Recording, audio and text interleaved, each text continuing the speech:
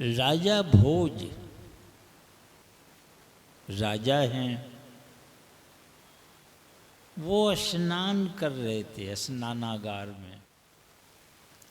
अब पत्नी स्नान करा रही थी। सभा भवन में खचाखच वहाँ भीड़ थी, मंत्रीगण भी बैठे हुए थे। कुछ फैसला करना था तो राजा भोज जाएंगे तब ना। आइए स्नान करने में मशगूल है। 4-5 बार आए बुलाने के लिए कि आपकी प्रतीक्षा में हैं सब। आई बाथरूम में स्नान करने में मगन। तो राजा भोज की धर्मपत्नी खिलखिला के हंस पड़ती। तो राजा भोज कहते हैं कि तुम हंसती क्यों हो, हंसती क्यों हो? का यूं हंसी आ गई, करना यूं ऐसी हंसी कैसी आ जाएगी, बताओ क्यों हंसी? तो कहा कि मेरी छोटी बहन है अमुक जगह, अब जाइए उनसे मिलिए, वही बताएंगे।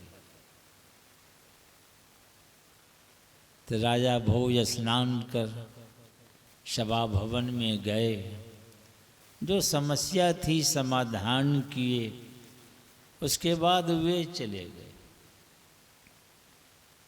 जहाँ उनकी छोटी बहन थी। तो वे क्या कहती है, आप यही बात न जानने आए हैं कि पत्नी क्यों हंस पड़ी? तो राजा भोज से कहते हैं कि मैं गर्भवती हूँ, बच्चा का जन्म होगा और हमारी मृत्यु हो जाएगी, हमारी मृत्यु हो जाएगी। जो बच्चा का जन्म होगा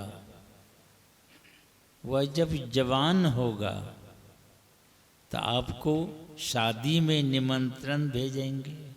उस साली की बेटा न है, तो निमंत्रण अब जवान होंगे, 25 साल 20 साल के बाद 25 साल लगिए, तब तक कि राजा भोज जवाने रहेंगे। जब उसकी शादी लगी, उस लड़का की शादी, निमंत्रण कार्ड आए, ये गए वहाँ।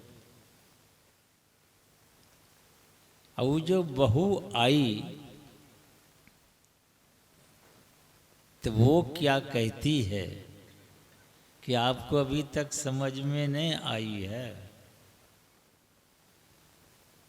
आप लोग समझे इस बात को कि वो लड़का की मान थी, जिससे शादी हुई है तो पत्नी हो गई, मगर पहले जन्म में माँ थी। अब देखिए माँ पत्नी बन गई। आई राजा भोज की जो पत्नी थी, पहले जन्म में इसकी माँ थी, आई जन्म में पत्नी हो गई। अब देख लीजिए कैसा कर्मों का खेल है। अर्जुन गांडीवधारी का पुत्र अभिमन्यु जब मारा गया तो बहुत चिंता हुई। पुत्र शोक के कारण बड़ी चिंता हो गई। तो भगवान कृष्ण कहते हैं जाइए ना, वो तो स्वर्ग गए हैं। तो अर्जुन चले गए पुत्र से मिलने स्वर्ग लोक। गए तो देखा जब अभिमन्यु को, तो दोनों हाथ फैला के दौड़े कि सीने से लगा लूं। पर अभिमन्यु कहते ठहरिए आप, बड़ी आशा लिए गए थे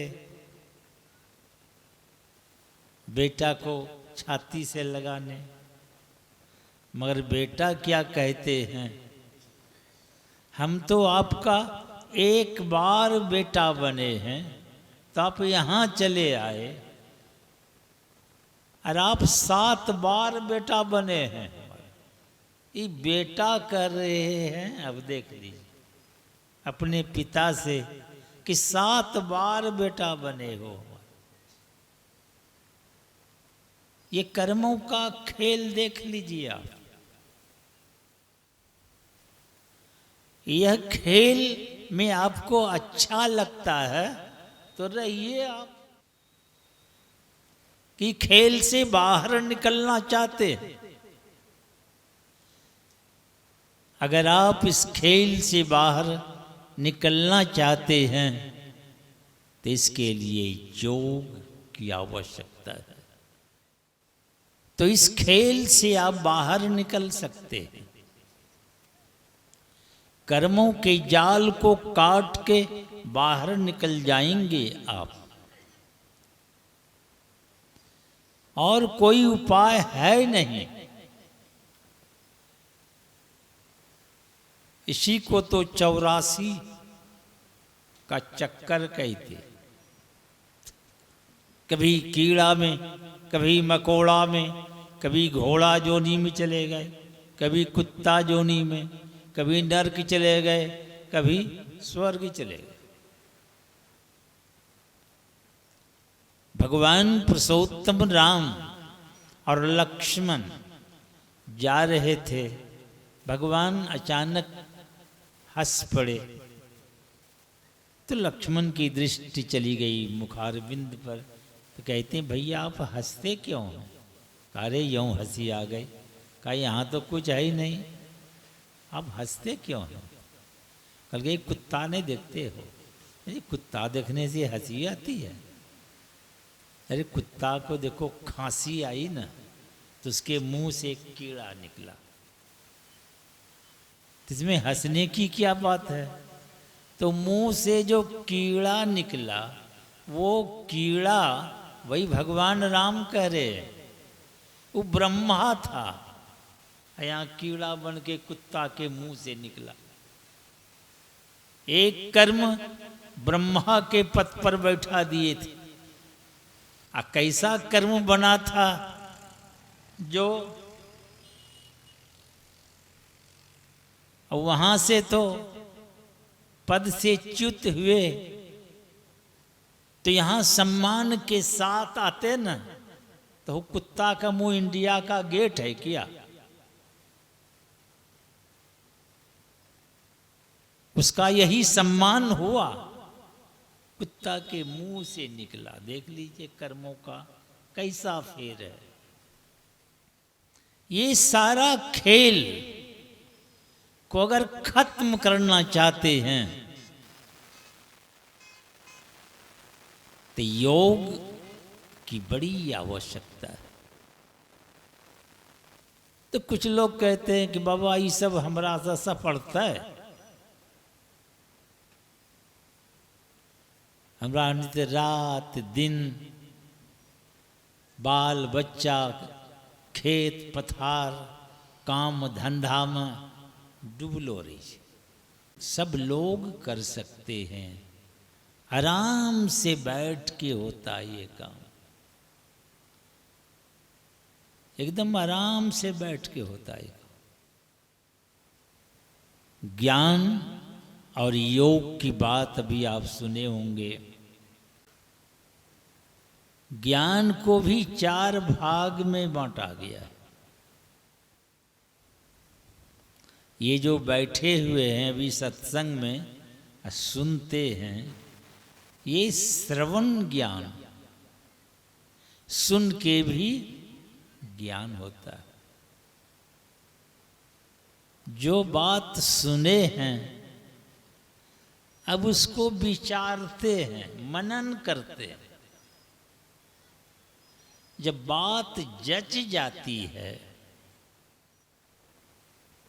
तो करने की इच्छा होती है। बातें नहीं जचेगी तो करेंगे थोड़े आप।